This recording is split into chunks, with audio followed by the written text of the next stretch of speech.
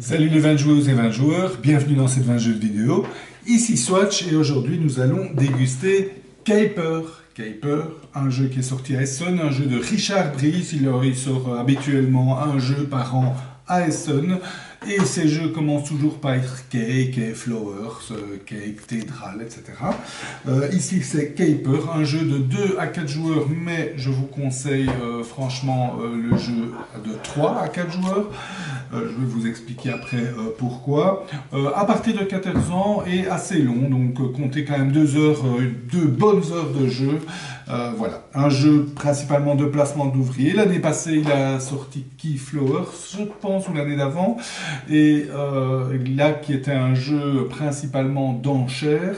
Et maintenant, il revient à sa technique de placement d'ouvriers, à sa mécanique de placement d'ouvriers, qu'il optimise et avec une touche d'originalité assez sympa. Vous allez voir ça tout de suite. Nous sommes dans Caper, nous sommes des fermiers qui allons faire agrandir notre ferme et le village avoisinant pour des choses assez classiques, c'est-à-dire pas mal d'animaux et des pierres précieuses, parce que c'est sympa aussi les pierres précieuses. Faut pas chercher le thème plus loin que ça, s'il se limite à ce que je viens de vous dire. Voilà, alors dans Caper, donc, chaque joueur a un plateau personnel et il y a le plateau central qui peut être, enfin dont il y a 2 tuiles qui font partie de ce plateau en fonction du nombre de joueurs. Donc 2, 3, 4 tuiles maximum à 4 joueurs. Alors, le jeu se joue en 4 saisons. Le printemps, l'été, l'automne et l'hiver, vous les voyez ici, donc les tuiles avec ceci, ça veut dire printemps. Les habitués à Keyflowers vont retrouver certains symboles. Ça c'est l'été, ça c'est l'automne et ça c'est le symbole de l'hiver. Donc 4 grands tours de jeu. Et chaque tour, eh bien, les joueurs possèdent des keeples, donc des petits bonhommes comme ça ici. On va faire comme ça, voilà, plus ou moins. Ils en possèdent 8 ou 9 en fonction du nombre de joueurs.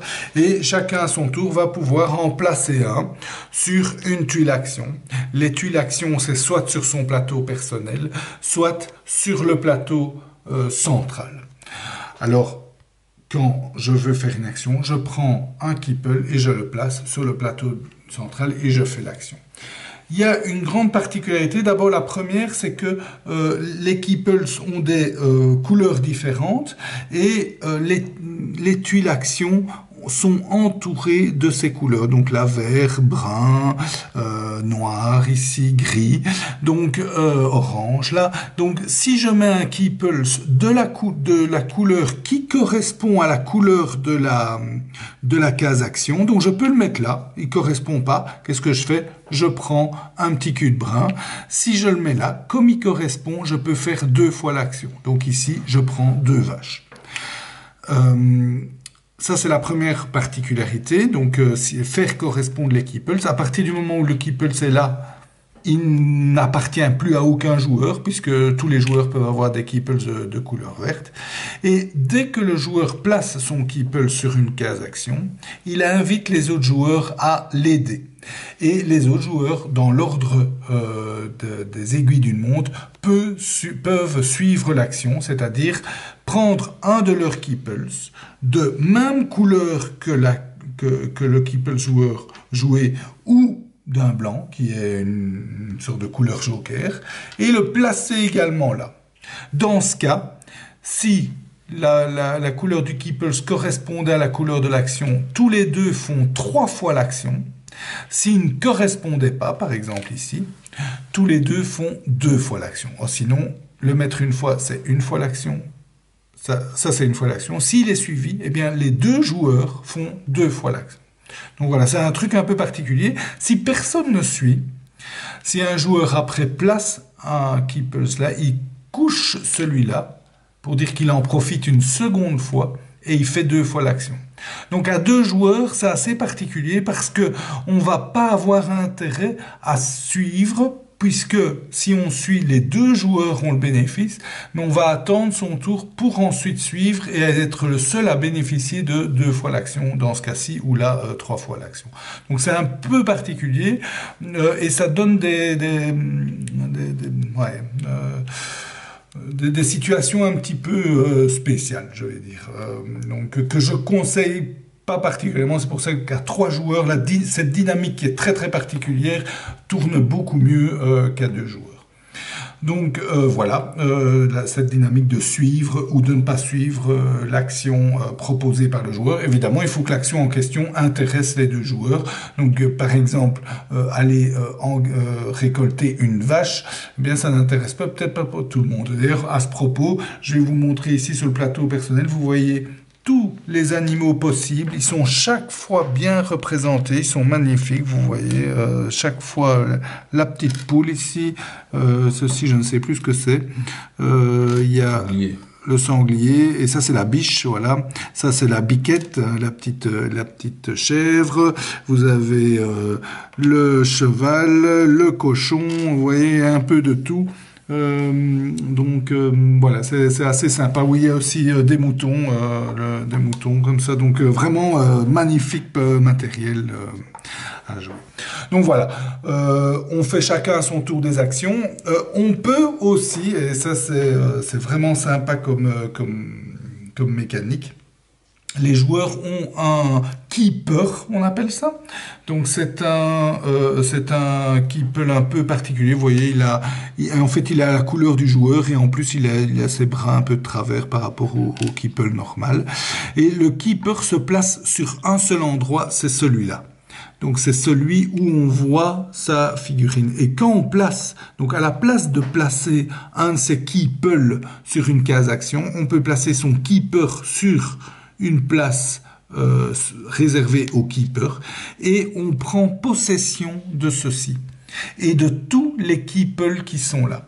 Donc ça veut dire qu'au tour d'après, on aura donc à la saison suivante, on récoltera tous les keepers qui sont là et on pourrait les jouer. Autrement dit, les joueurs ont intérêt à répartir leurs keepers entre les tuiles pour ne pas favoriser un joueur à prendre une tuile où il y a beaucoup de keepers, parce qu'au tour d'après, il pourra faire plus d'actions que les autres. Bien qu'il y ait un aspect de compensation où les joueurs qui ne savent plus placer des keepers, imaginons qu'il y en a un qui a beaucoup de keepers et les autres en ont beaucoup moins, eh bien lui va continuer à jouer en plaçant ses keepers. Les joueurs qui n'en ont plus à placer pourront les coucher pour réaliser une seconde fois l'action.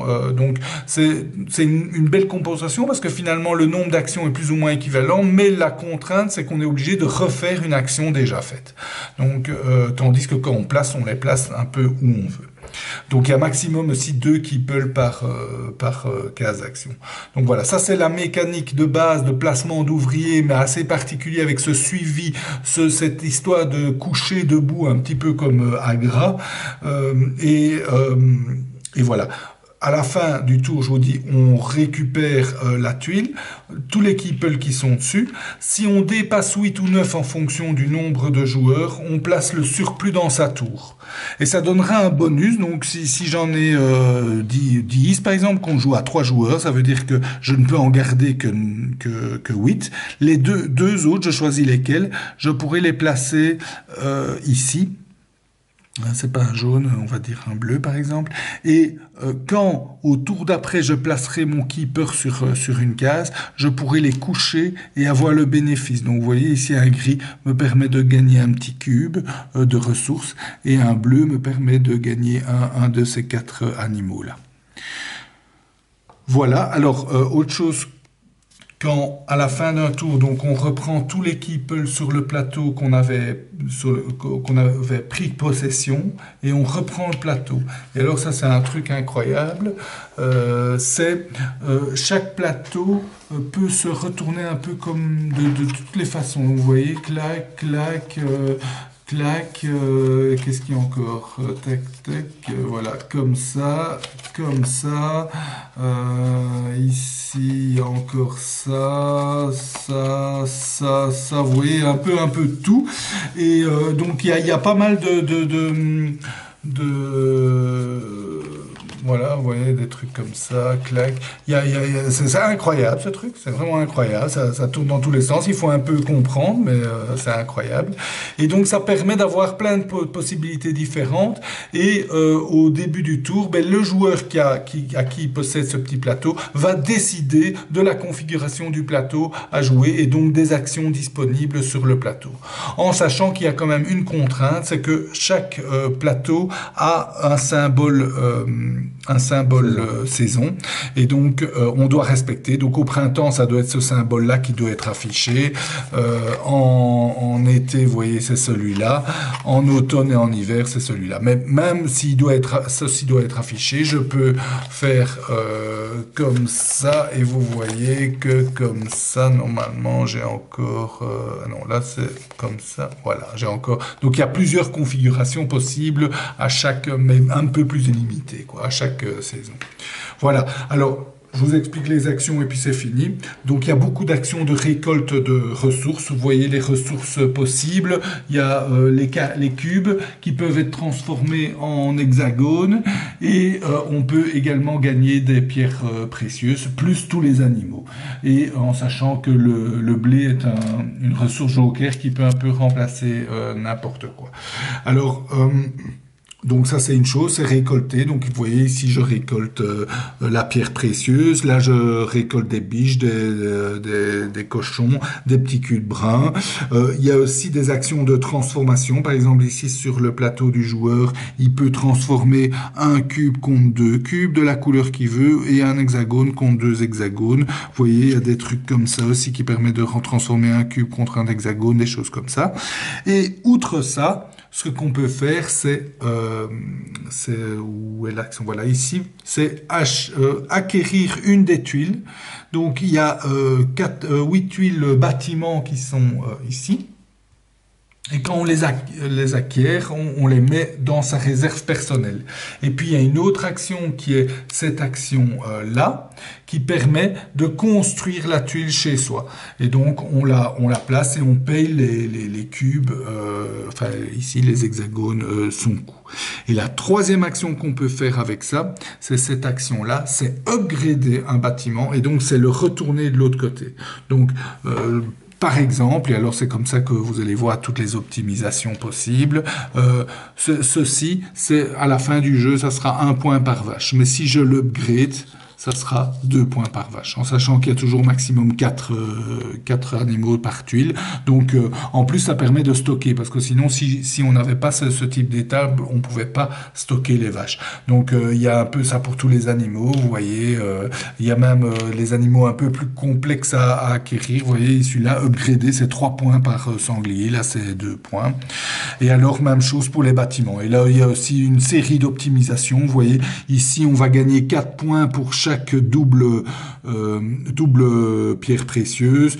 Ici, on va gagner 2 points pour chaque construction réalisée dans la ligne. Là, 2 points aussi pour les constructions adjacentes, etc. En fin de saison, à chaque fin de saison, les joueurs se voient attribuer au hasard, au début du jeu, 3 tuiles comment on appelle ça, c'est quoi la traduction encore, faire? Les foires. Les foires, voilà, merci Fileré.